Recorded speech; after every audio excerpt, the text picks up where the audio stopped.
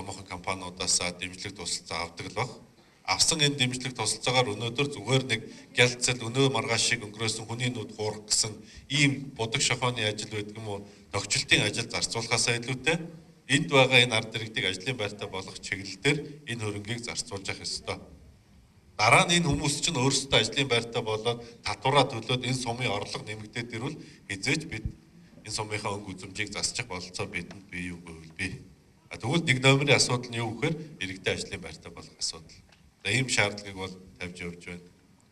За дараагийн нэг зүйл бол юу гэхээр бид нар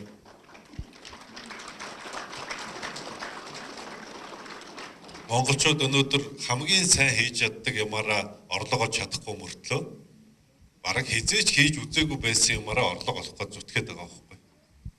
Энэ юу гэхээр уул уурхай. Тэгвэл бидний хамгийн сайн хийж чаддаг юм нь юу вэ? Хөдөө аж ахуй.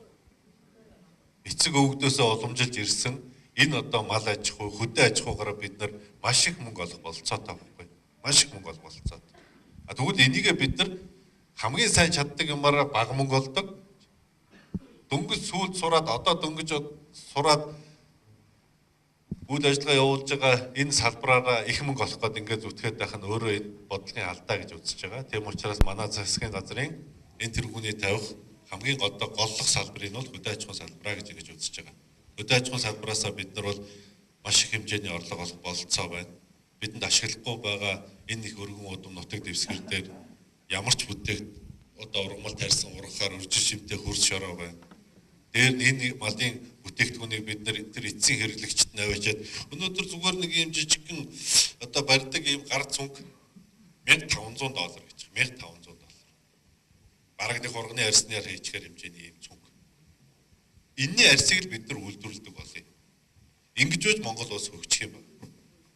Тэрнээс шил энэ хэдэн малынхаа үржил ашиг шимийг үнгүүдүүлээд тэгээ хүний хэлсэн амаар тэр бүтээгдэхүүнээ авчид тушаагаад ингээд ах юм бол бид хизээж өгч чадах.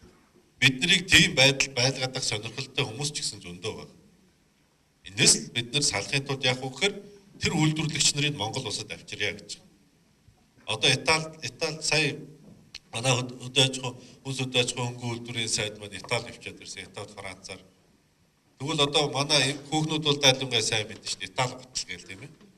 Дандаа тэр гоё ширэн сайн чанартай гот Италиуд үйлдвэрлэдэг. Тэгвэл тэр гутал үйлдвэрлэх гэдэг байгаа тэр Итали улсын гутлын ширийг монголчууд бид нар өөрсдөө бэлдээд өгчих ёстой байхгүй. Ингэж бэлдэж өгөхдөө бид өөрсдөө бол бас чадахгүй. Энэ бол энэ нөгөө бас гашуунч гэсэн үнэ. Бид яг тэр стандарт шаардлагад нь хангасан хэмжээний тийм бүтээгдэхүүнийг үйлдвэрлэж чадах уу гэвэл бас эргэлзээтэй байхгүй. Тийм учраас яг үгээр тэр улсуудын өөрсдийн Монголд орж ирээд өөрсдийнхөө хэрэгцээ шаардлагад нийцсэн, өөрсдийнхөө стандартад нийцсэн тэр бүтээгдэхүүнээ Монголын малын арьсаар хийгээд гарах энэ бололцоог нь бүрдүүлж өгье л гэж. Та нар манад ороод ирчих. Манайх 70 сая малтай. Энэ 70 сая малаас та нар хичнээн хэмжээний ноос гарна. Тийм хэмжээний ноолор гарна. Тэдний ширхэг арьс шир нэхий гарна. Энэгээр та нар өөрсдийнхөө стандарт шаардлагыг хангасан бүтээгдэхүүнээ үйлдвэрлээд аваад гараа гэдэг. Ийм л одоо нөхцөлийг болцлыг тавьж гадаадын улс орнуудтай хэлцэл хийж байгаа. Ингэж чадах юм бол бид нар энэ үйлдвэрлэж байгаа бүтээгдэхүүнээ үнэтэй болгох энэ болцоо боломжийг бүрднэ гэж ингэж үзэж байгаамаа.